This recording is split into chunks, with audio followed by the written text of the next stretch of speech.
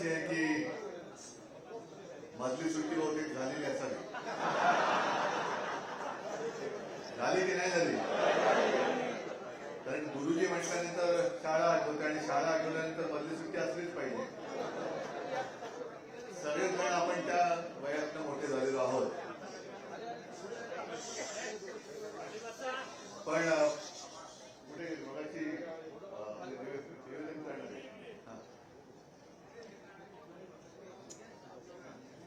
त्याने अडचण माझी अशी केली की गुरुजनांना मी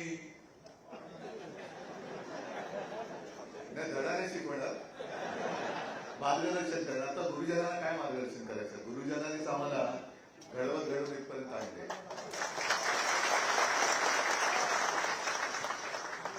आणि हातामध्ये ड्युटी जरूर घेतले. ते आपल्या व्यतिरिक्त जे ड्युटी आहेत त्यांना मार्गदर्शन करण्यासाठी. कारण ड्युटी आणि ड्युटी आहे याच्यामध्ये फरक आहे. पण एकूण आपली ड्युटी आहे, कर्तव्य आहे आपलं की या गोष्टी करायलाच पाहिजे. आज एक नक्कीच आनंदाचा हा क्षण आहे आणि मलाही खात्री नव्हती की शिक्षक मतदारसंघ आपण जिंकू. तो चमत्कार तुम्ही करून त्यासाठी पहिल्या प्रथम तुमच्या सगळ्यांचे आणि त्याच बरोबरीने सर्व शिवसैनिकांचे मी आभार मानतो. याचं कारण आपण पदवी जर जिंकत आलो ती सुद्धा मोठ्या मुश्किलीने पहिल्या प्रथम तेव्हा जिंकली होती आणि त्याच्यानंतर ताकदीने पहिल्या प्रथम हा मतदारसंघ आपण लढलो आणि जिंकलो. कधी लढलोच नव्हतो. आणि शिक्षक आणि शिवसैनिक हे नातं कधी जुळले.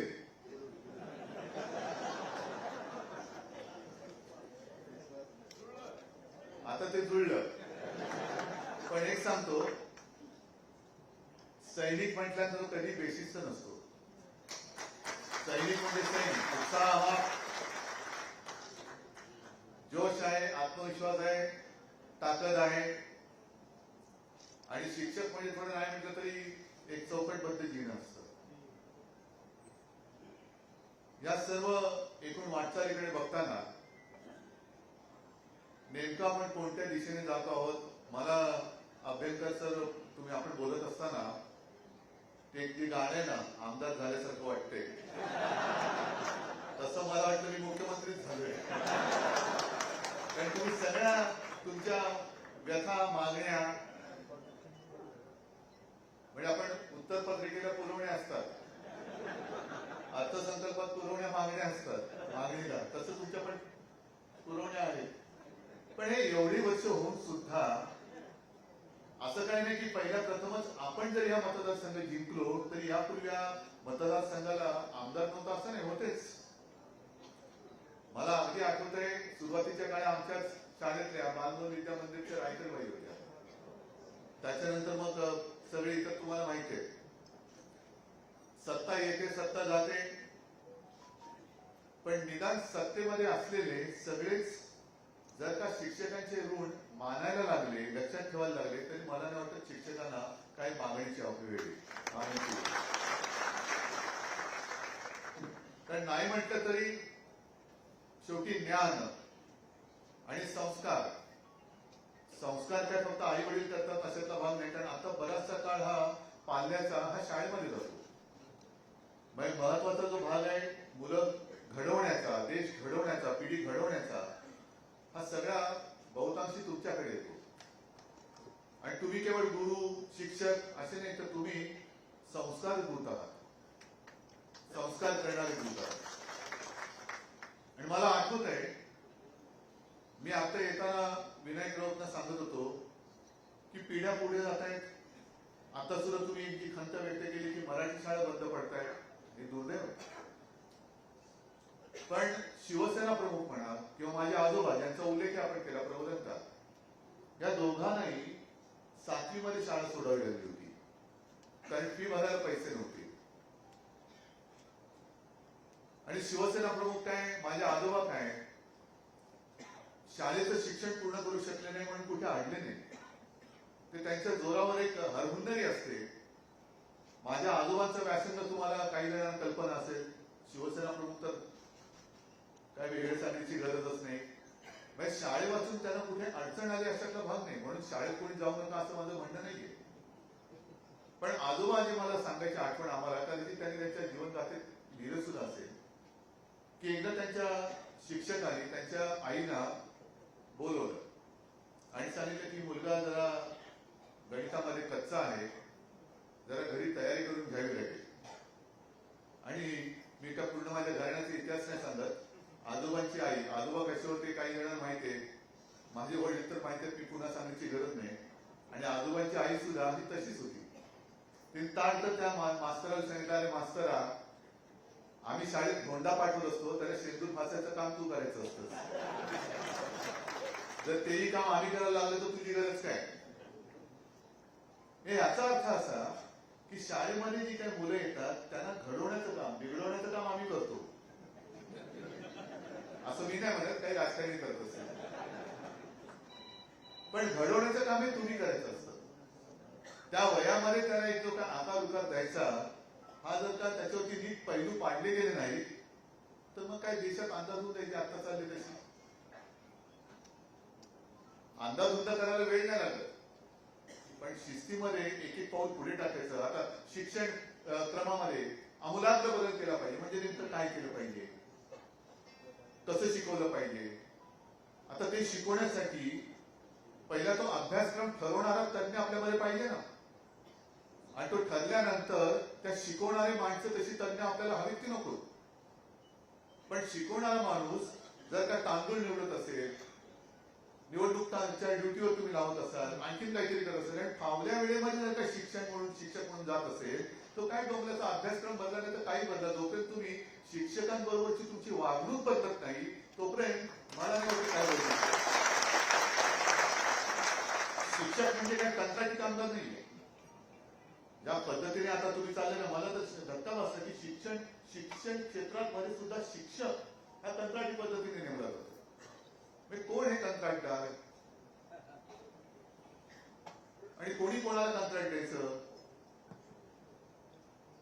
आता सुद्धा ज्या काही गोष्टी बघतो मी, सगळे आपण दरवेळेला कार्यक्रम असते का तिकडे छत्रपती शिवाजी महाराज आहे, शाहू फुले, आंबेडकर, सावित्रीबाई फुले, या सगळ्या तसबिरीने आपण हार घालतो, त्यांची पूजा करतो. का? कारण त्यावेळी ते तसे उभे राहिले.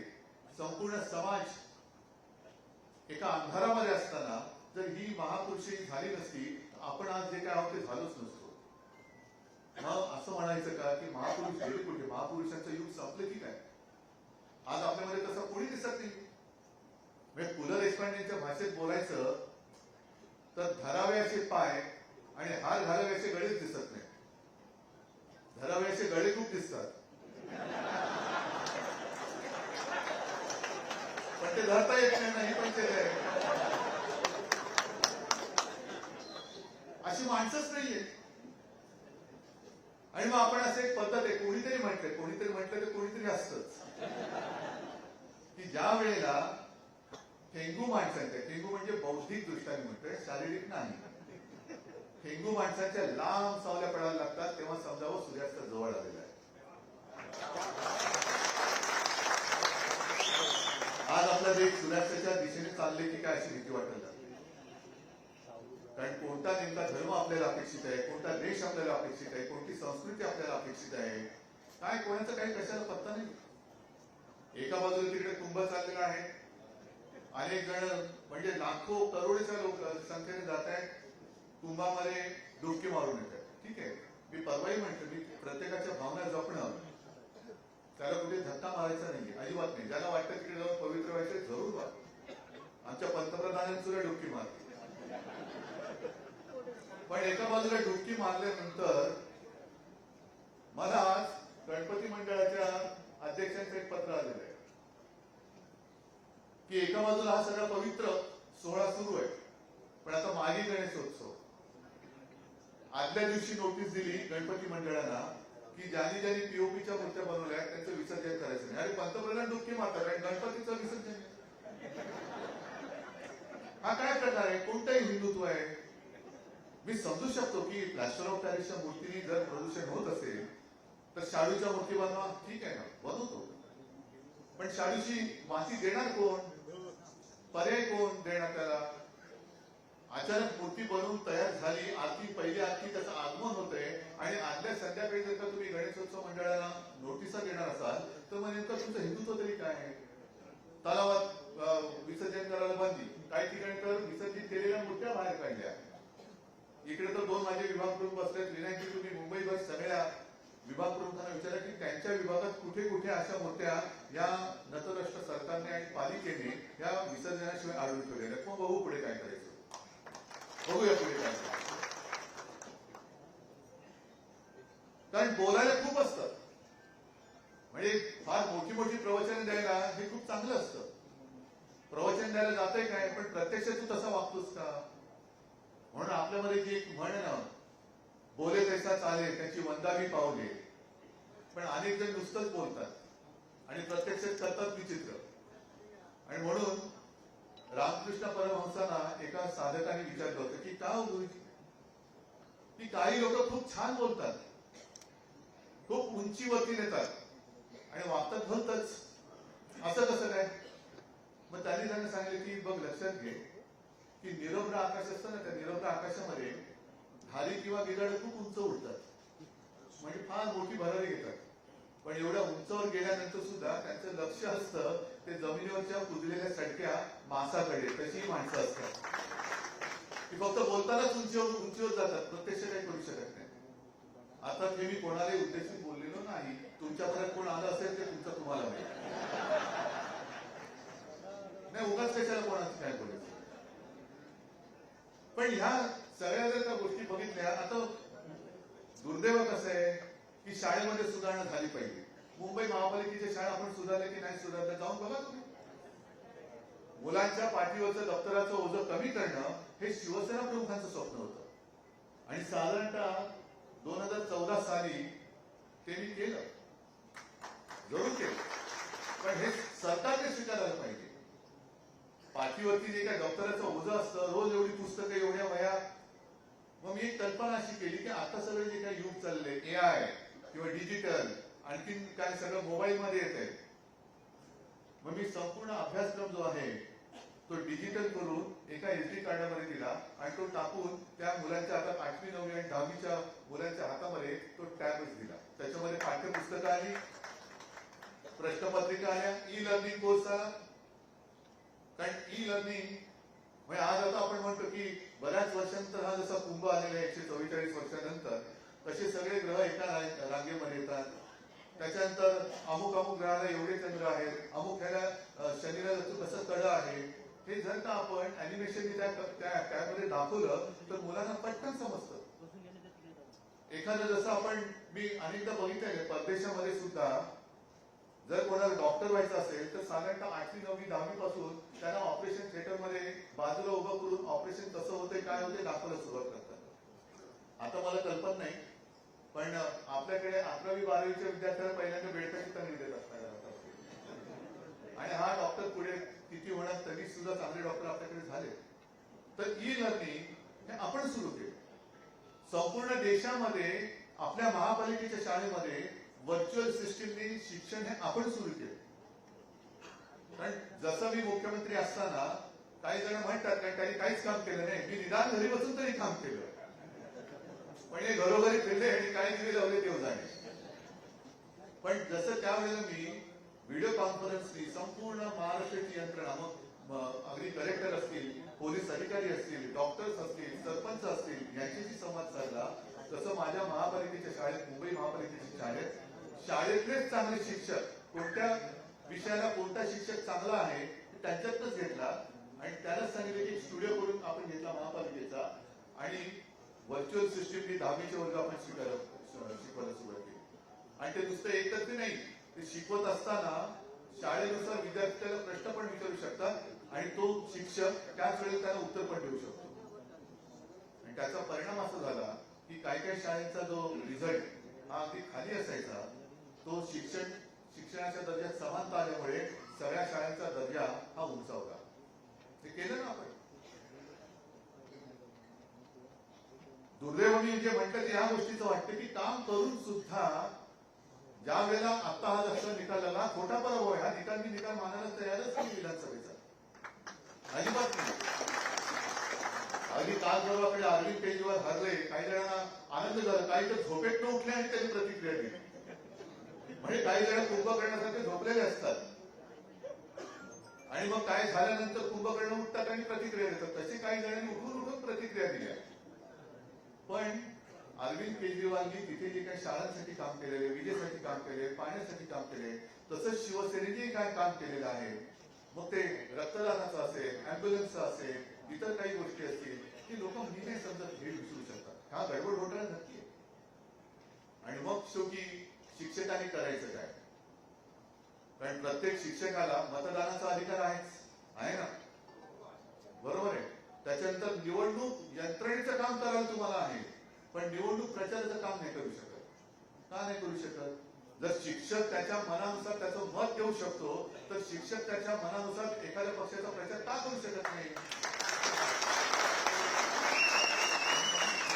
जर तुम्ही महाराष्ट्राच्या विधिमंडळामध्ये शिक्षकांसाठी वेगळा मतदारसंघ ठेवला असाल, तर शिक्षकाला त्याच्या मनाप्रमाणे राजकीय पक्षाचं काम करायला तुम्ही अडवणारे कोण? आणि म्हणून तुमची जबाबदारी ही आहे की आता तुम्ही सगळे शिक्षक एकत्र आलेला, राज्यभरातले आलेला, आणि अभ्यंकर साहेब म्हणाले की केवळ पदाधिकारी आहेत. मला अभिमान आहे तुमचा की तुम्ही एवढ्या पद्धतीने, एवढ्या ताकदीने आपली शिक्षक सेना बांधली. आजपासून सुरू करा, आजपासून सुरू करा. जसं RSS करतं, तिकडे जातं तिकडे पोखरायला लागतात. म्हणजे जसं आपण वाळवी म्हणतो ना, दिसत नाही आधी, मग नंतर कळतं अरे वाळवी लागले. तसं वाळवीसारखं नाही काम करायचं, पण आपल्या मताप्रमाणे आपल्या शिवसेनेचे जे आपलं हिंदुत्व आहे, आपलं हिंदुत्व हे आपलं राष्ट्रीयत्व आहे, तसे प्रकार राष्ट्राभिमानी हिंदू तयार करण्याचं काम हे तुम्ही केलंच पाहिजे, करायलाच पाहिजे. तुम्हाला जिथे जिथे शक्य असेल, अगदी ग्रामीण भागात आला असाल, गाव वाड्या वस्तीपाडे हे सुरू करा. काय खरं काय नाही तर शेवटी दिशा कोण दाखवणार? हातामध्ये मशाल आहे, पण स्वतःच गोंधळला असेल तर जायचं कुठे? कारण मशाल प्रकाश दाखवते, कोणत्या दिशेने जायचं हे तुम्हाला आम्हाला ठरवायचंय. हे तुम्ही आता सुरू केलं पाहिजे. शिवसेनेचे सदस्य आता नोंदणी सुरू झालेली. का तुम्ही सदस्य व्हायचं नाही? झालंच पाहिजे तुम्हाला सदस्य. का तुम्ही सदस्य नोंदणीला आता जर का फावल्या वेळेमध्ये तुम्हाला बाकीची कामं सांगत असतील, तर मी तुम्हाला सांगते फावल्या वेळेमध्ये तुम्ही सुद्धा शिवसेनेची सदस्य संख्या वाढवा. आता निवडणूक नाहीये ना, मग आता या फावल्या वेळेमध्ये शिवसेना प्रचार करा, वेगळं करा. कारण नाहीतर या नुसत्या मागण्या ज्या आहेत त्या कागदावर राहतील. अभ्यंकर साहेब तिकडे काय माझ्या सभागृहात ते आहेत विधान परिषदेत, जसा कोरडा होईपर्यंत बोलतील. समोर जर का बहिरेक किंवा कान बंद करून बसलेले सत्ताधारी असतील तर उपयोग काय तुमच्या या बोलण्याचा? या ताकदीचा तरी काय उपयोग आहे? म्हणून ताकद आता एकवटलेली आहे. या ताकदीची शक्ती ती जोपर्यंत आपण या सरकारला दाखवत नाही. नव्हे, माझं तर म्हणणे की यावेळेला आपली संधी, त्यांनी सगळी ज्या काही काळ्या विद्या असतील किंवा आणखी काही कारस्थान असतील त्या माध्यमातून आपली संधी हिरावली. कारण आजकाल जिथे जिथे जातोय सगळे म्हणतात उद्धवजी असं तर होऊच शकत नाही. आम्ही सगळ्यांनी तुम्हाला मतदान केलेलं आहे, तुमचा पराभवच होऊ शकत नाही, सगळे पराभवच होऊ शकत नाही. आता या एक एक गोष्टी त्यांनी जे काय थापा मारल्या या तुम्हाला सगळ्यांना सांगायला काय हरकत आहे? जसं निवडणुकीच्या तोंडावर लाडकी बहीण योजना आणली. आता मला कळलं, तुम्हालाही कळलं, कारण तुम्ही वाचता तोच पेपर मी वाचतो. आतापर्यंत जवळपास 5 लाख महिलांना अपात्र ठरवलेले, बरोबर आहे. लाडका भाऊ योजना बंद, 1 रुपयात पीक विमा योजना तिथे सुद्धा 12 वाजलेले. त्याच्यानंतर ते काय त्यांनी योजना दूध बीट काय सगळं केलं होतं ते सुद्धा बंद. अगदी निर्लज्जपणाने आपण जे गोरगरिबांसाठी 10 रुपयात शिवभोजन थाळी निर्माण केली होती, दिली होती, ती योजना सुद्धा आता बंद करण्याचा घातक आणि नतद्रष्ट विचार हे गडबडी महायुती सरकार करते. म्हणजे गरिबांसाठी काहीच नाहीये. नुसतं जायचं आणि तिकडे डुबक्या मारा, अरे पण तू डुबलास तरी चालेल पण डुबकी मार. हे हिंदुत्व नाही, असं नाही हिंदुत्व झालं. हे हिंदुत्व मला बिलकुल मान्य नाही. जर गोरगरिबांना तुम्ही उपाशी ठेवून त्यांना मोफत काहीतरी देत आहे अशा आविर्भावात उपकार केल्याच्या आविर्भावात वागणारे सत्ताधारी असतील तर हे सत्ताधारी बदलणं हे आपलं कर्तव्य आहे. नक्कीच बदलायला पाहिजे. आज तुम्ही इथे सगळे जमलेले आहात, संपूर्ण होऊ द्या तुमचं जे काय चर्चा चळवळ जे काय व्हायचंय, पण त्यातनं एक दिशा ठरवा की काय करायचं नेमकं. ही ताकद पहिल्या प्रथम शिक्षकाच्या, आणि शिक्षक हा फार महत्वाचा घटक असतो आयुष्यामध्ये. म्हणजे मी आज सुद्धा माझे शाळेतले शिक्षक विसरू शकत नाही, तसं मलाही वाटतं की तुम्ही सुद्धा विसरलं. आणि सहज एक गंमत म्हणून सांगतो की 10वीच्या वर्गात मी आता पहिली दुसरी तिसरी कडे 10वी मध्ये पोहोचलो, आणि मग दर महिन्याला एक परीक्षा असते का असते ना.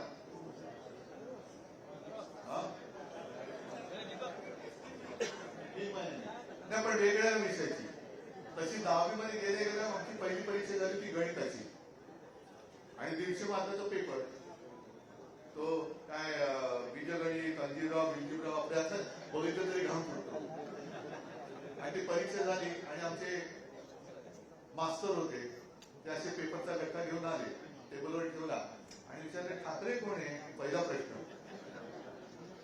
मला वाटतं आम्ही चुकून पहिला वगैरे आले की काही. त्यांनी बघितलं इकडे. मी गेलो, मला वाटतं जाता जर असं गेलो, माझ्याकडे पेपर दिला आणि अशा नजरेने बघितलं म्हणजे काहीतरी गडबड आहे. मग मी जरा बघितलं तर खाली 150 मध्ये रेग आणि वरती 11. म्हटलं झालं आता आपलं काही खरं नाही. आणि तेव्हा इलेक्ट्रॉनिक मीडिया नव्हता, पण पेपरमध्ये येणार बाळासाहेब ठाकरेंचा मुलगा 10वीला नापास. आता त्याचं मला टेन्शन आलं आणि काय करायचं. मग क्लास जॉईन केला, सगळं केलं, पण काय सुचतच नव्हतं. आणि तेव्हा मला एक सर सापडले, माझ्या आत्याने ओळख करून दिली होती, चितळे नावाचे. आणि तुम्हाला मी खरंच सांगतो, त्यांनी साधारणतः एक दिवाळीच्या सुमारास मला शिकवायला सुरुवात केली.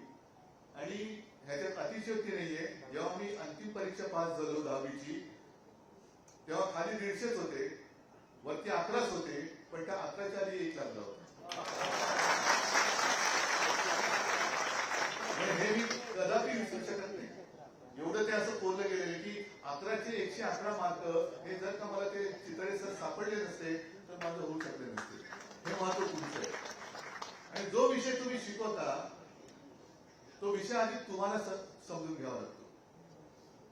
कारण मला सुद्धा असं वाटतं अनेकदा की मी वक्ता म्हणून जेव्हा कोणाशी बोलतो तेव्हा मला न समजलेला विषय मी तुम्हाला समजवू शकत नाही. एखादी गोष्ट मला जर का पटली असेल तरच मी ती दुसऱ्याला पटवू शकतो.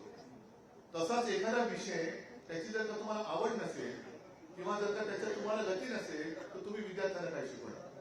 आणि हे केव्हा होऊ शकतं, जेव्हा ही कंत्राटी कामं बंद होतील तेव्हा. जेव्हा पूर्ण वेळ तुम्ही तुमची एखादी शैली, शिकवण्याची पण शैली असते, जशी चित्रकाराची शैली असते, वक्त्याची असते, गायकाची असते, तशी शिक्षकाची शैली असते. ही शैली फार महत्वाची. आणि ही शैली त्याच वेळेला डेव्हलप होऊ शकते जेव्हा तुम्ही पूर्ण वेळ तन मन धनाने सुद्धा, शेवटी तन आणि मन म्हटल्यानंतर घर चालवायला धने लागतच. त्याच्यामुळे ती तरी परिस्थिती या सरकारने, त्याची चिंता ही तुमच्यावरती येऊ न देणारं सरकार पाहिजे असेल तर मला असं वाटतं हातातली मशाल घेऊनच तुम्हाला पुढे जावं लागेल. आणि तसं तुम्ही जातात आणि नक्कीच तुम्ही यशस्वी व्हाल हा आत्मविश्वास व्यक्त करतो आणि तूर्त आपली रजा घेतो. जय हिंद, जय महाराष्ट्र.